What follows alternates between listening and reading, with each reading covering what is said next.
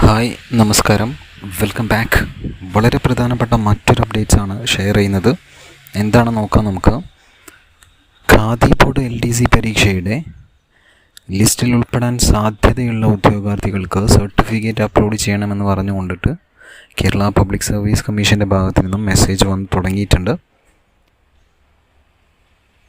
24/12/2024, അതായത് ഈ മാസം ഡിസംബർ മാസം 24-ാം തീയതിയിലോ അല്ലെങ്കിൽ അതിന് മുന്നോടിയോ ആയിട്ട് നിങ്ങൾ എന്ത് ചെയ്യുക, PSC പറഞ്ഞ സർട്ടിഫിക്കറ്റും കാര്യങ്ങളൊക്കെ അപ്ലോഡ് ചെയ്ത്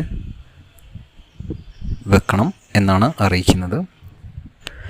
അപ്പോൾ ഇതിൻ്റെ മെസ്സേജ് വന്ന കൂട്ടുകാർ അല്ലെങ്കിൽ കൂട്ടുകാരികളുണ്ടെങ്കിൽ നിങ്ങളുടെ മാർക്ക് എത്രയാണ് എന്നുള്ളത് കമൻറ്റ് ബോക്സിൽ കമൻറ്റായിട്ട് അറിയിച്ചു കഴിഞ്ഞാൽ ബാക്കിയുള്ളവർക്കും ഏകദേശം ഒരു കട്ട് ഓഫ് മാർക്ക് ഇത്രയാണ് എന്നുള്ളൊരു ചെറിയൊരു ധാരണ കിട്ടും.